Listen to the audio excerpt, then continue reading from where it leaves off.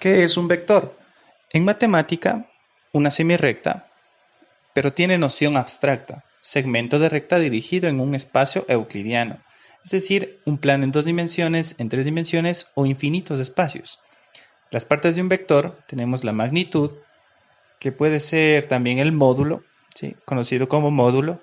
Tenemos el punto de partida, la flecha que me indica el sentido y la dirección respecto al eje X, que es el ángulo que se forma. Bien, cuando hablamos de plano en 2D y plano en 3D estamos hablando de geometría.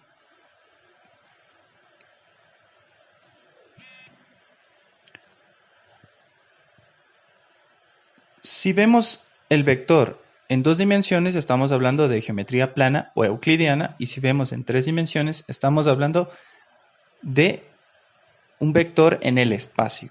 Por ejemplo, en matemáticas se representa con R2 en plano con 2 coordenadas y en R3 cuando tiene 3. Por ejemplo, en 2 dimensiones yo tengo las coordenadas de X y Y. Y en 3 dimensiones yo tengo X, Y y Z, que me indica como una profundidad en el espacio. Recordar que tengo diferentes coordenadas. Por ejemplo, la coordenada rectangular, la función de sus vectores base, la coordenada polar y la coordenada geográfica. En esto puede estar escrito un vector. Continuamos. Una operación para adición de vectores o la suma de vectores es el método del paralelogramo y el método del polígono. Tal y como su nombre indica, el polígono es formado por unos vectores a consecuencia de otros y me da un vector resultante. Y en el método del paralelogramo es trazar paralelas de ese vector y ese punto va a ser el vector resultante. Por ejemplo, el vector resultante tenemos ahí que es la suma del vector b más el vector w. Entonces, vamos a escribir las coordenadas de ese vector. El vector w tiene coordenadas 4 en y más j. Está escrito en función de sus vectores base. Y el vector v está escrito igual en función de sus vectores base, va a tener una coordenada de 3 en y más 4j. Y el vector resultante no es más que la sumatoria de estos dos vectores. Sumamos y con y, j con j. 4i más 3i, 7i. Y j más 4j más 5j.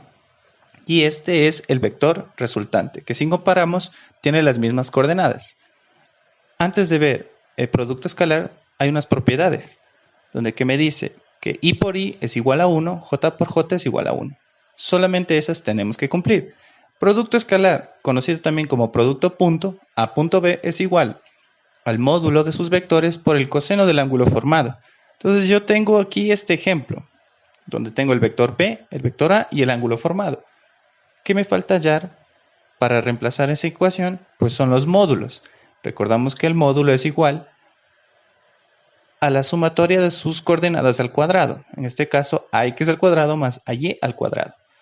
Ax es 3 al cuadrado más, siempre va el signo positivo, ay es el 4 al cuadrado. Son las coordenadas. Entonces el módulo me queda igual a la raíz de 9 más 16. El módulo de a es igual a la raíz de 9 más 16 es raíz de 25 y el módulo de a es igual a 5. Ahora vamos a hallar el módulo de b.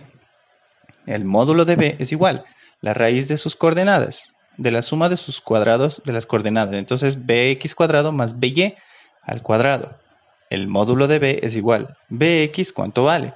Vale 4 al cuadrado más y que vale 0 al cuadrado. Y eso me queda 4 al cuadrado, 16, me queda solamente la raíz de 16. El módulo de b es igual a 4. Listo, y estos valores vamos a reemplazar en esa ecuación. El coseno del ángulo, porque recuerden que el ejercicio me pide el ángulo formado. Dice a punto b, escribo el vector en coordenada rectangular o en función de sus vectores base, y escribo acá el otro vector que es el vector b, que divide para los módulos, el producto de sus módulos, el producto del módulo. El módulo A vale 5, el módulo B vale 4. Coseno del ángulo es igual, recordamos la propiedad. Tengo que multiplicar solo I por I y J por J, es decir, 3 por 4 más, pues recordemos la propiedad, 4 por 0, ¿sí? Porque es I por I, J por J. Entonces, recordemos esto, ¿no es cierto? I por I es 1, J por J es 1, la coordenada que es diferente, I por J o J por I, siempre va a ser 0. Sobre, ahora sí podemos dividir eso, 5 por 4, pues va a quedar sobre 20, ¿no? El coseno del ángulo es 3 por 4, eso es 12, más, y 4 por 0 va a ser 0, entonces solo me queda 12 sobre 20. El coseno del ángulo es igual, yo aquí puedo simplificar, la mitad puedo sacar, por ejemplo, la mitad es 10, la mitad es 6, la mitad de 6 también puedo sacar, la mitad de 6 es 3 y la mitad de 10 pues es 5. Y me queda el coseno del ángulo es 3/5. Entonces yo al ángulo lo puedo despejar con el coseno de la inversa, coseno a la menos 1 de 3/5. Y este valor poniendo en la calculadora me sale de 53,13 grados. El ángulo es 53.